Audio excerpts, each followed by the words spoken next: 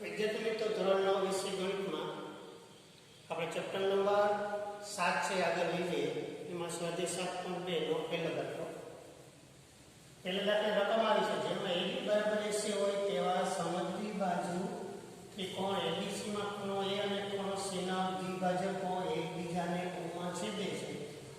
A અને O ને જોડી દેવાના અને સાબિત કરવાનું કે OB બરાબર OC થાય ને OA એ A નો દ્વિભાજક છે એવું આપણે સાબિત કરવાનું. દર વખતે હું તમને કહું દરેક દાખલાની રકમ છે એ તમારે ટેક્સ્ટ બુકની અંદર પહેલાં વાંચી લેવાની, સમજી લેવાની, પછી વિડીયોના જે દાખલા છે એ તમારે આગળ જોવાના છે, જેથી કરીને તમને રકમ સમજવામાં વિડીયોમાં તમારે ખોટો ટાઈમ કે ખોટા તમારા નેટના MB ન બગડે એટલા માટે એ તમારે પહેલાં ટેક્સ્ટ બુકમાંથી જે વિડીયોમાં દાખલો હોય એ દાખલાની રકમ બરાબર સમજી લેવાની છે. રકમ ફરીવાર જોઈએ આપણે. જેમાં AB 80 હોય તેવા સમદ્વિ બાજુ ત્રિકોણ ABC છે. એટલે એક ABC ત્રિકોણ છે, એમાં AB ને AC નું માપ સરખું છે. એટલે આ બે બાજુ AC ને AB કેવી છે? સરખી છે. એવો સમદ્વિ બાજુ ત્રિકોણ છે. એ અને C ના દ્વિભાજક એકબીજાના O માં છેદે. એ ખૂણાનું દ્વિભાજક બરાબર, આ C એટલે C ખૂણાનું દ્વિભાજક અહીં ભેગા થાય ત્યાં O માં એકબીજાને છેદે બરાબર. એ O ને જોડી દેવાના બરાબર, એ અને O ને જોડી દેવાના. બીજું આપણે સાબિત કરવાનું OB બરાબર OC થાય ને OA છે એનો દ્વિભાજક થઈ જાય એમાં આપણે સાબિત કરવાનું. એટલે આપણું દોરેલો ત્રિકોણ ABC લીધો, એમાં AB ને AC સરખી થાય એવો દોર્યો. પછી એનો દ્વિભાજક આ છે, C નો દ્વિભાજક આ છે, એ બે એકબીજાને ભેગા થાય. OA ને જોડી દેવાનો, OC ને જોડી દેવાનો, OB ને જોડી દેવાનો. એટલે તમને જે દેખાય છે એવી આકૃતિનું નિર્માણ થઈ શકે. કોના ઉપરથી આકૃતિ બનાવી? રકમ ઉપરથી. સમજો પહેલા સાબિતીવાળા બધા જ દાખલાની અંદર, આમ તો ભૂમિતિના બધા જ મોટાભાગના દાખલામાં આપણે આકૃતિનો ઉપયોગ કરવાનો હોય.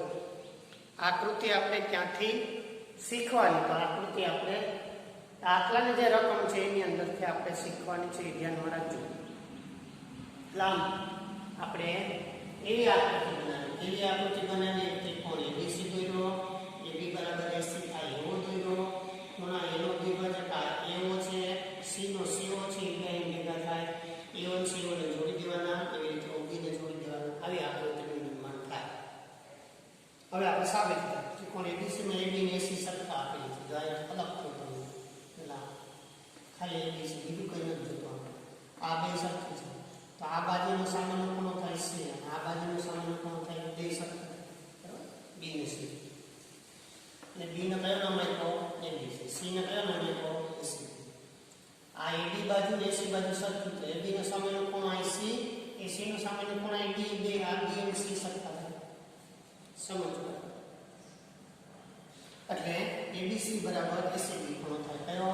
ABC અને ACB ના માપ સરખા થાય. કોના આધારે? તો સામેની બાજુ સામેનો ખૂણો, સમાન બાજુની સામેનો ખૂણો લીધા. હવે આ બે ને 1/2 ગુણી નાખો. 1/2 ABC ને 1/2 ACB. હવે 1/2 ABC એટલે આ ખૂણો થાય કે આ ખૂણો, કારણ કે દ્વિભાજક છે બરાબર. તો એની જગ્યાએ આપણે શું લખી શકીએ? OBC લખી શકીએ.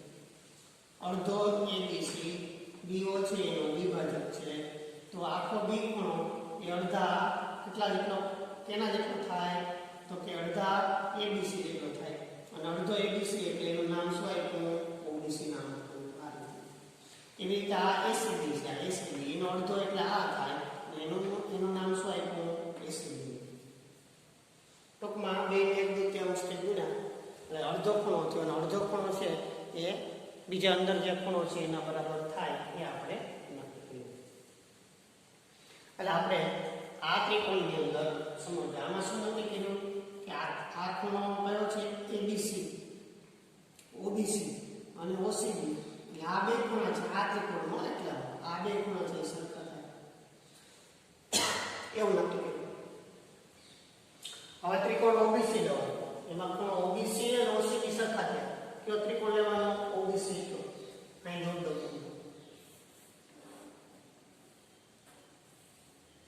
OBC નો આ ખૂણો પાછા લખવાના ઓબીસી બરાબર ઓસીબી. આ છે ઓબીસી બરાબર ઓસીબી. હવે આ બે ખૂણા સરખા હોય તો શું થઈ જાય? ઓબી બરાબર ઓસી થઈ જાય. એટલે કે ઓબી નું માપ અને ઓસી નું માપ સરખું થઈ જાય. કઈ રીતે? તો આ સી ખૂણો છે એની સામેની બાજુ કઈ? ઓબી. એટલે ઓબી થાય. બી ખૂણાની સામેની બાજુ કઈ? ઓસી થાય. આ બે ખૂણા સરખા તો સામેની બાજુ સરખી. આ મેં પ્રાર્થના બતાવો તો બતાવી શકાય. સમાન ખૂણાની સામેની બાજુ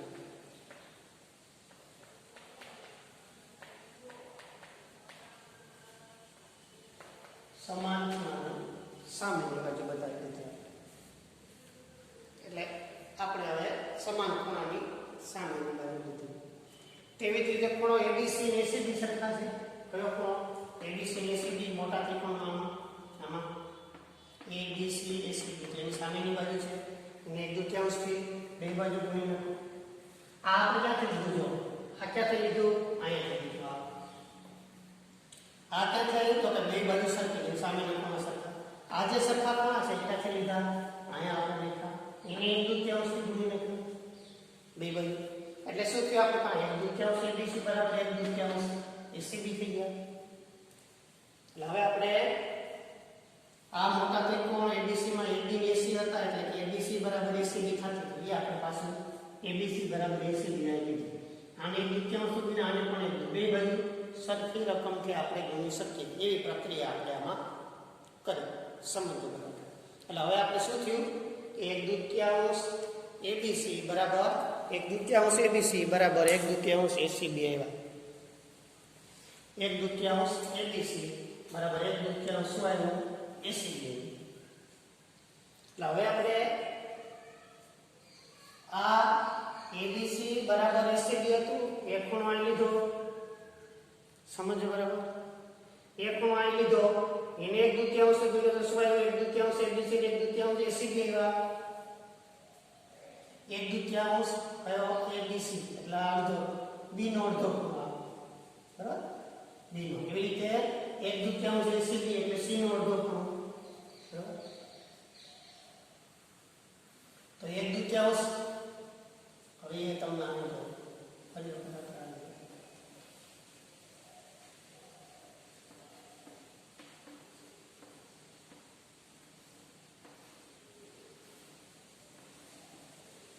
એક દુત્યાંશ એબીસી. એબીસી નો અડધો એટલે ખૂણો બરાબર? આ ખૂણો અને આ ખૂણો એટલે કયો ખૂણો? તો કે એ બીઓ ખૂણો. કયો? એ બીઓ. એવી રીતે 1/2 એસીબી. 1/2 એસીબી નો અડધો એટલે આ ઉપરનો લેવાનો આવે. એ એટલે કયો? તો કે એસી. એ એટલે એસી. એ બીઓ એસી ઉપર કયો? એ બીઓ. કયો? એસી. આ બે ખૂણા સરખા છે.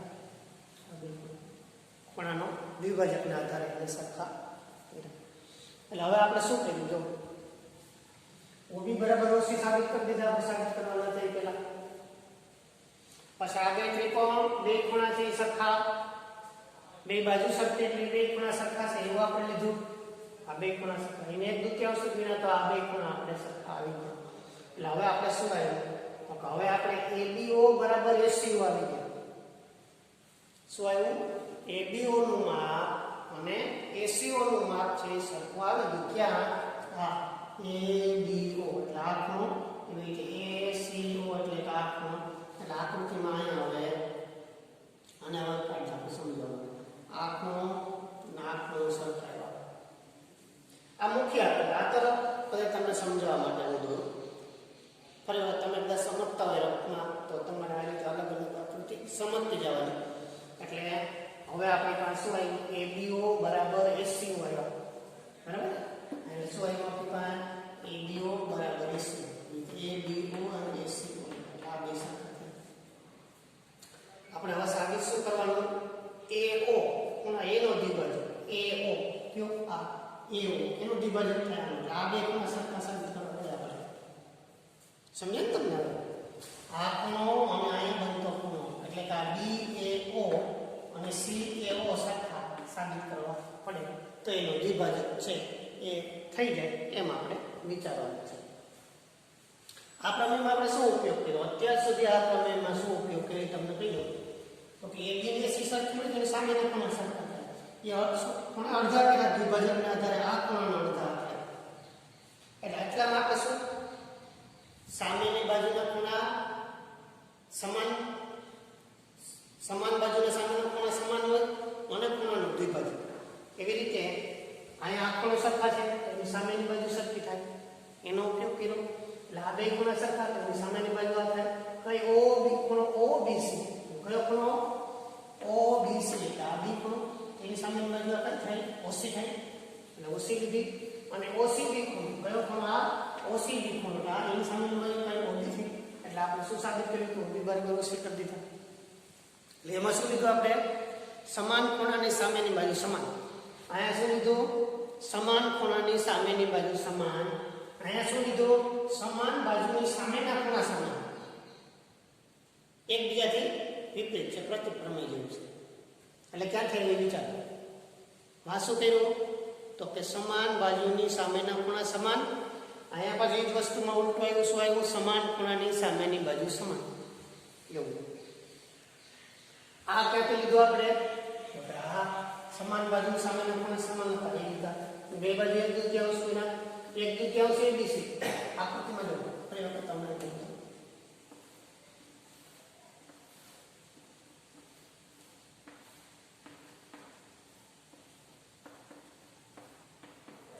એક દૂતીયાંશ ABC ખૂણો, એક દૂતીયાંશ ABC ખૂણો એટલે આ લઈ શકાય અને એક દૂતીયાંશ ACB ખૂણો એટલે આ લઈ શકાય. એટલે આ ખૂણો એટલે કયો? ABO. શું આપણે અને આ ખૂણો એટલે કયો? ACO. એટલે હવે આપણે ABO અને ACO સરખા થઈ ગયા. કોના આધારે સરખા કર્યા? આ અડધો ખૂણો અને દ્વિભાજક હોય તો આ અડધા ખૂણા બરાબર આ થાય અને આ અડધા ખૂણા બરાબર આ થાય. એનો આપણે એમાં ઉપયોગ કર્યો સમજો. એટલે આમ હવે આપણે બે ખૂણા છે એ અડધા અડધા દ્વિભાજકનો ઉપયોગ કરી અને એ બે ખૂણા છે એ સરખા સાબિત કર્યા. એટલે હવે આ ખૂણાના દ્વિભાજકના આધારે હવે આપણે બે ત્રિકોણ લેવાના, ABO અને ACO. કયો ત્રિકોણ? ABO. આ ત્રિકોણ ABO અહીં છે એવો અલગથી તમને અહીં દોરો. તમે સરળ સમજવામાં સરળ થાય. ABO એવી રીતે ACO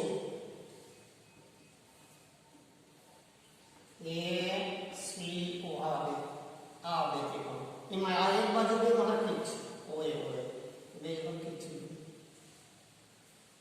તો એ બે ત્રિકોણ આ બે ત્રિકોણમાં શું થયું? તો આ બે ત્રિકોણમાં AC છે, આ ખૂણો સરખા છે એ સરખા ખૂણો. એમાં આપણે શું કર્યું? ABO અને ACO માં AB બરાબર AC, બરાબર? AB અને AC સરખા છે. ક્યાંથી લીધા? તો કે આપેલું છે, અહીંયા આપેલું છે AB બરાબર AC. મેં શું લખ્યું? આપેલું છે. ક્યાં ત્રિકોણમાં? આ બે ત્રિકોણમાં. એ બે ત્રિકોણ નામો છે જો ABO અને ACO. એમાં AB બરાબર AC છે તો AB નો સામેનો ખૂણો કયો? આનો O, બરાબર? એનું નામ ABO આપ્યું.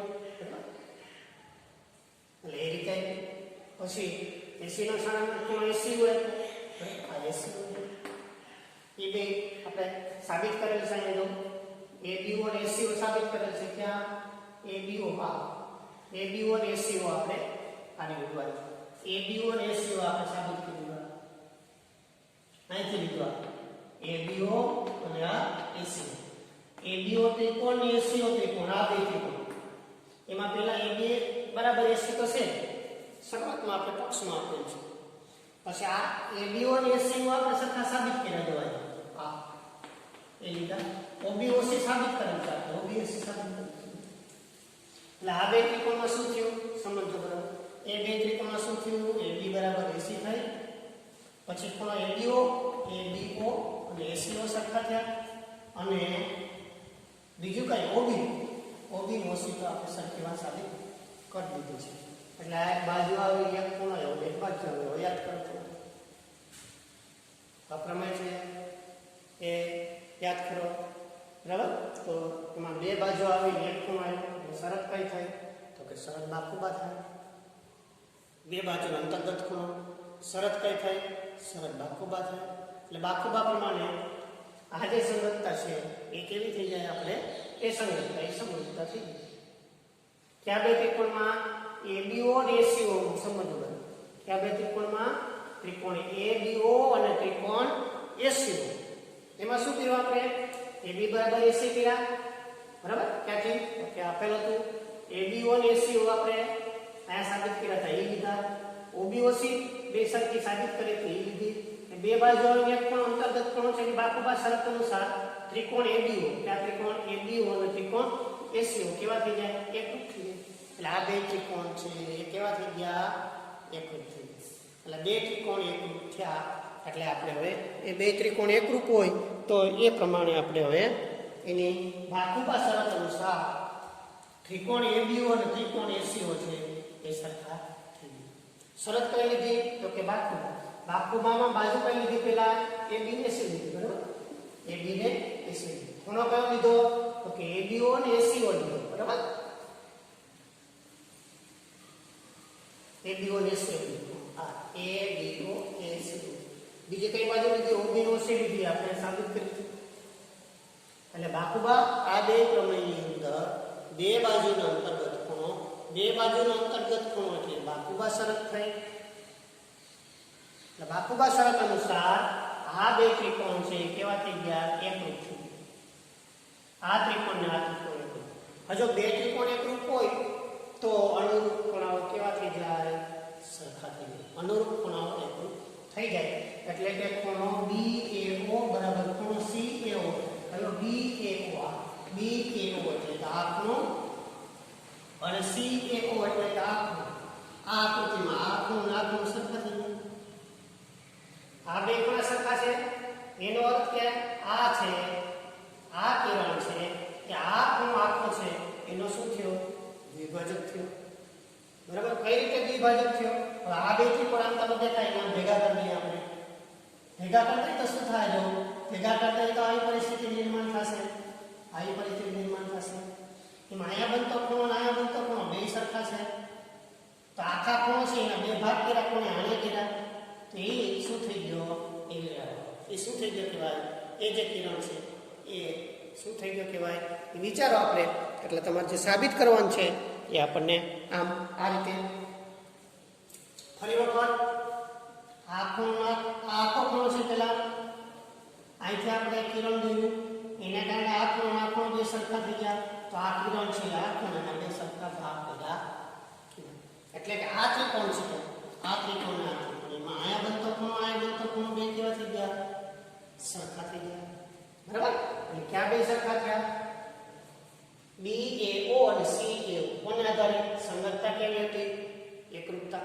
સંગતતા એકરૂપતા હોય તો ખૂણા એકરૂપ થાય. પરંતુ BAO પ્લસ CAO તો એ BAC કેટલો થઈ ગયો? બસ સમજો. BAO કયો ખૂણો? BAO આ એટલો પ્લસ કેટલો? CAO પ્લસ ને અમે તમને સમજાય CO. આ બે ખૂણાને ભેગા કરો તો એ તો એટલો થઈ ગયો આમ. એટલે આ ખૂણો ભેગા કરો તો એટલો ખૂણો થઈ ગયો આસનકોણનો આધાર.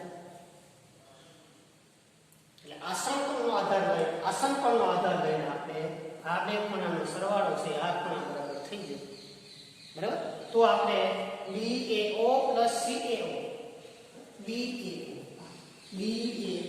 પ્લસ CAO આ ખૂણો એ બે નો સરવાળો આ ખૂણો જેટલો થઈ ગયો. આસનકોણ હોય તો આ જે કિરણ છે AO આમ AO એક ખૂણા એનો શું થઈ જાય? દ્વિભાજક થઈ જાય. એટલે કે આ ખૂણો એ આખો હતો, બરાબર? અહીંયા O હતો, અહીંયા B હતો, અહીંયા C હતો. આપણે આકૃતિ આ ખૂણો સરખા થઈ ગયા, આ ખૂણો સરખા થઈ ગયા. આ ખૂણો આખા ખૂણા જેટલા બે ખૂણાનો સરવાળો થયો તો આ કિરણ છે એ આ ખૂણાનો શું કરે છે? બે ભાગ કરે એટલે દ્વિભાજક થઈ ગયો. એટલે આમ AO એક ખૂણાનો એનો શું થઈ ગયો? દ્વિભાજક થઈ ગયો.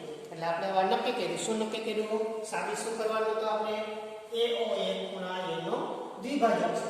અહીંયા શું સાબિત કરવાનું? તો OB બરાબર OC સાબિત કરવાનું હતું, જે આપણે અહીંયા સાબિત કર્યું. ખૂણાનો દ્વિભાજક છે એ આપણે અહીંયા નીચે સાબિત કર્યું. આમ આપણે